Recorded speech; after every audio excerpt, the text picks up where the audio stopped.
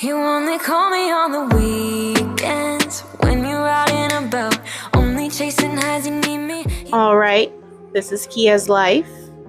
Here we go. What is YouTube? It's your girl Kia back with another video. If y'all don't know about the title of this video, it's my coming out video / Q&A. So before we get started, make sure you like, comment, subscribe, and turn on your post notifications because you do not want to miss when I upload a video. So today, I have my sister who's going to be asking me questions and I'm going to answer for y'all. So let's get right into the video. Alright, so how we're going to do this is she's going to ask me the questions, I'm going to answer them, and let's get started. Just know she has no edges. Question number 1. All right, for question number 1, we have how old were you when you first came out? I was 20 years old, and I was scared to come out. All right, but question number 2 is how did you come out? I cried. I came out to my mom, and I said, "Mom, I gotta talk to you." And she was like, "What's wrong?" I was like, "I'm trans," or how I described it was that I felt different. And she was like, just tell me. I said, "I'm trans. I always knew I wanted to be a female." And she cried. And I cried because, like, she said she always knew, but the only person that really knew was me.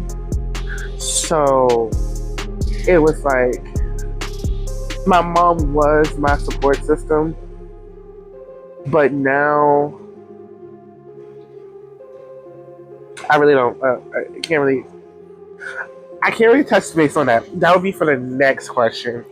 So. All right. Well, that took out question number 3 and 4. The third one was, who did you come out to first? The fourth one was, how did others react when coming out? But this fifth one does concord within that. It's going to be, how did you feel after you came out? Like, I was excited because I finally came out to my mom, mostly my family, and it was the best thing. It was like I let a relief go because it was like I was holding it down for so long, and it was the best feeling ever. It really, really was. Completely understandable.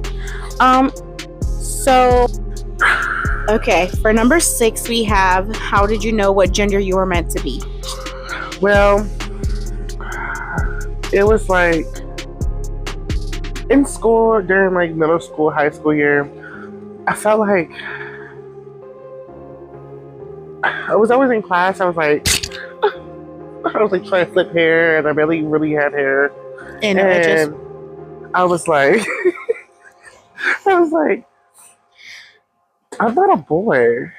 I was a girl stuck in a boy's body. Part of that is because she has no edges, guys. Just saying. but I couldn't really do anything about it at a younger age.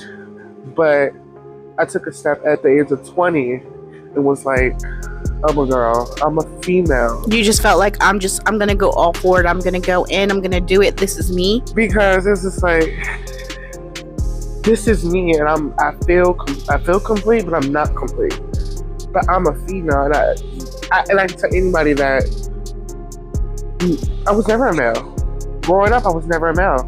I was always a female, and nobody would ever change that for me. Facts. Okay, and then we have for number 7, if you could change one thing about yourself, what would you change?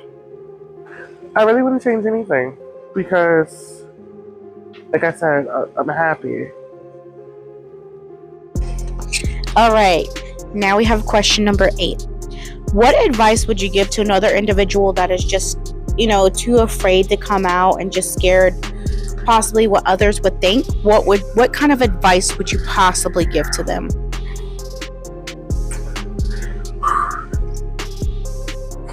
I don't know how to start this off because I really didn't have no one to go to for that advice. But from my standpoint, I would say come out to your parents first before you come out to anybody, because your parents would be your support. Now, what if an individual doesn't have any kind of parent figure to come out to that they feel as if they're comfortable with? I feel you should go to, if it was me, I would look for support groups for LGBTQ, for people who need understanding of who they are, because I didn't have that coming out. But I now am fortunately have a support group that I created for individual who needs guidance, who needs someone to really talk to. And I created this Facebook page with my sister, and it's called LGBTQ Support Group for individuals who are coming out, who are out, who just don't know how to come out to their family. So I just would like to say, if you ever need anyone to speak to, you can always hit a support group, or you can come out to the closest person that's close to you, like a friend, grandparents, uncles, aunties. But Facts. Her and I are admin. We totally got you guys. Any kind of, questions, help, advice. Anybody is welcome in the group to answer that question if you, wish so. If not, you can send us a message and we will get back to you. All right. All right. So now we have number 9. Number 9 is typically, I feel, is a hard one. Just because, life isn't easy. Things are not easy. But so how would you personally portray yourself, like before you came out and now? Like, how is it that you visualize and see yourself, just in your success and how far that you've come with your transition? So like I stated when I started with question number 1, I came out in 2020. And like I said, I came out to my mom, and I went to different doctors before I started my HRT. HRT is hormone replacement therapy. And when I went to the doctor before I started, they was like, you need ladders before you start. We need therapy because we need to diagnose you with gender dysphoria. And I found out that I already developed breast tissue that I did not even know nothing about. And I asked the doctor, I was like, so how did that happen? She stated that most ADHD medications had medication that started hormones changes, and I really didn't understand that. So she was just like, we can't really do anything without letters. So I was like, okay. I did deeper research and found out I could go through Planned Parenthood. I contacted Planned Parenthood. They set up my appointment. My first day there, they was like, we could do some blood work, and we did blood work.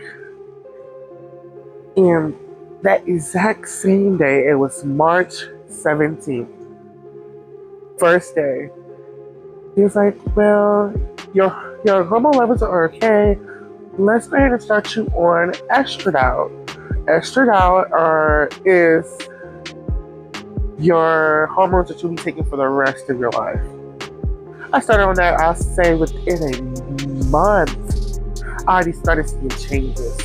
And to be honest, I went to this point by myself. My mom didn't come. Brothers, sisters, who said they supported me, never showed up. So I was going to these appointments every couple of months by myself. I wasn't in the picture at this time, guys. Just she wasn't. But we will get into when she came in the picture. But it was like, I was happy. I started seeing within a month or 2, my breast started growing. And I didn't think I was going to see any changes. And I was taking pills every single day, not missing a dose.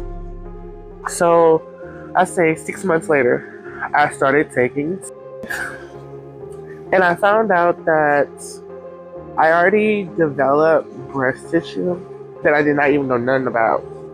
And I asked the doctor, I was like, so how did that happen? She stated that most ADHD medications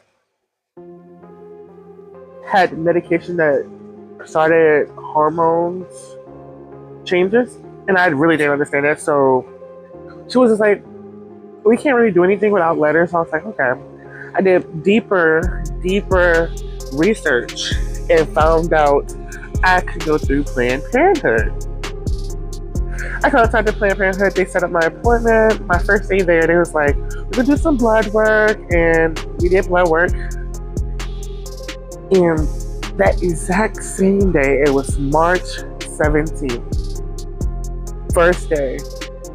He was like, "Well, your hormone levels are okay.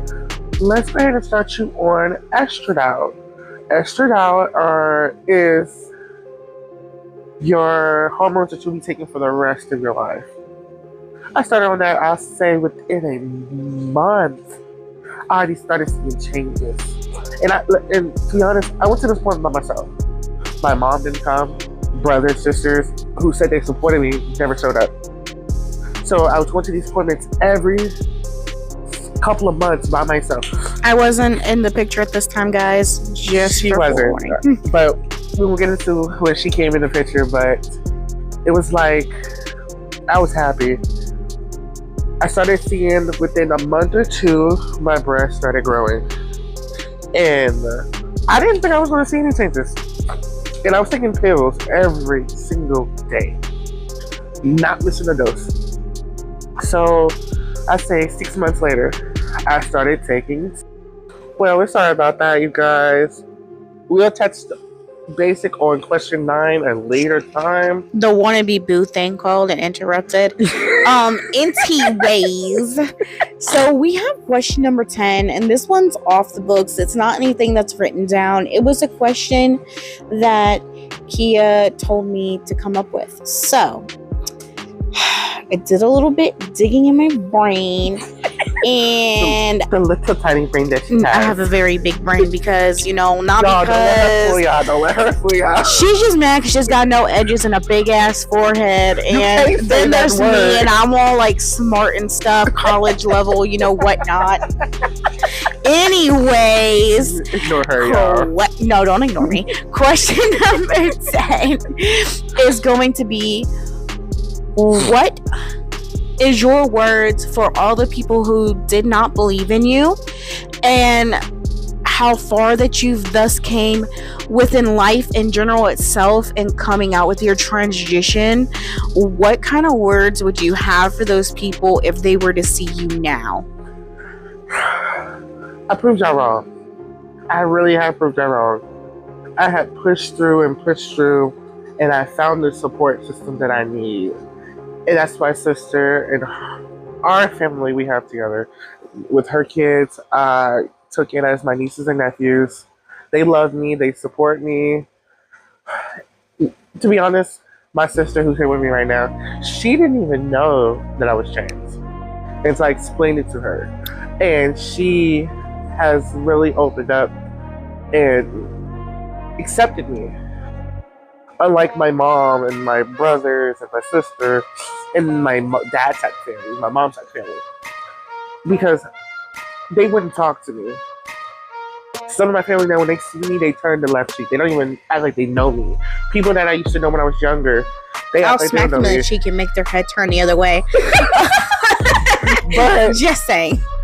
my sister has pushed me so much now to the point that I am on the verge of having my bottom surgery that I have been scared to have. And now, between this year and next year, I will have my bottom surgery, and I love her for that because she is the support that I always needed.